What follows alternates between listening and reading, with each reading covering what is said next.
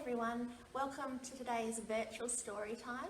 My name is Jessie and today I'll be reading this book which is called No Place for an Octopus, and the book was written and illustrated by Claire Zorn and published by the University of Queensland Press.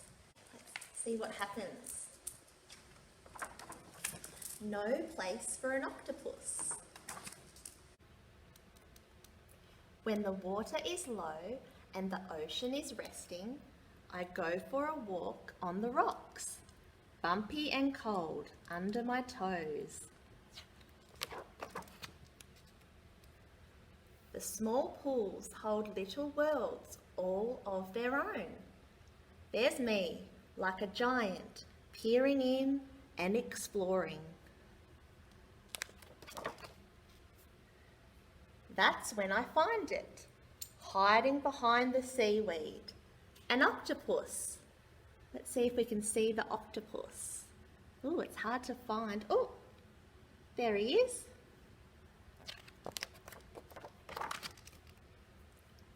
Its body is very strange. Long curly arms. Or are they legs? Suction caps. A blobby head. It can see me.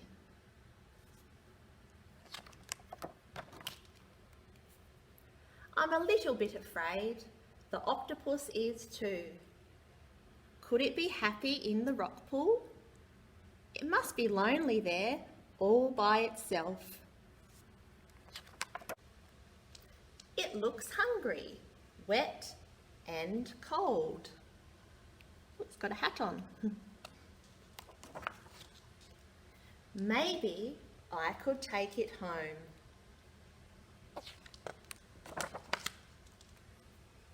I could feed it, bath it, make it comfy and snug.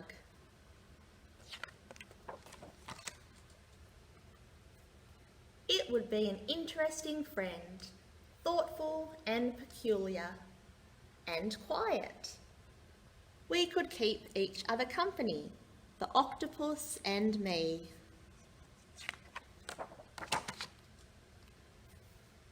We could do lots of fun things together.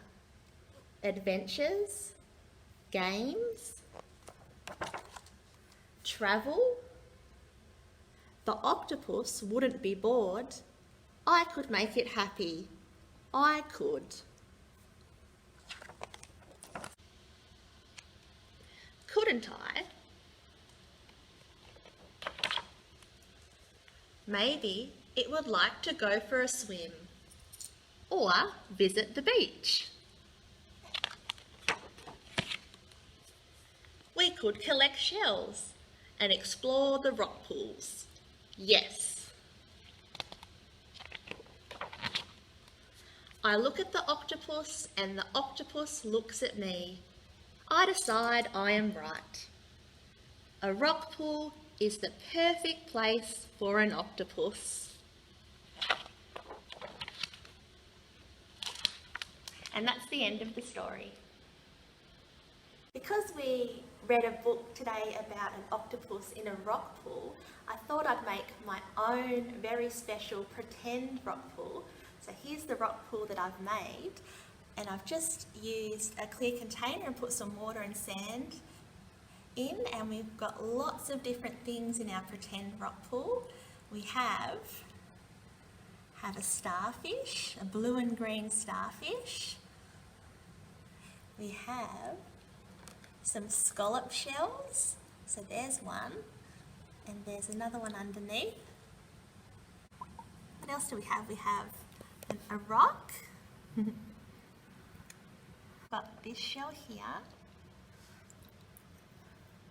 It's got a nice pattern, little circles up the top there, and I'll turn it over, and this side's very pretty. It's very shiny. It's like a silver and pink shiny on that side.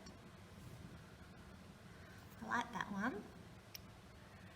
We've got this here, a little shell. It looks like it might have been a snail shell, so a snail might have lived in there. Who knows? Oh, we have this big shell here.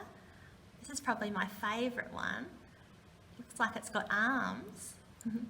Turn him over. Oh, it's got a smooth side on this side. Got lots of different shells. They've all got interesting patterns. I like this pattern. We've got little bits of coral. Here's another bit of coral. Looks like a brain. That's an interesting one. It's a nice pattern. That's very bumpy. And we've got lots of these shells. They look like cones. Oh, there's some very little ones too. Little shells, big shells. All different shapes and sizes. Oh. So you might like to make your own special rock pool at home, or you might like to visit the beach when it gets a bit warmer and see if you can find some rock pools and see what things you can find inside.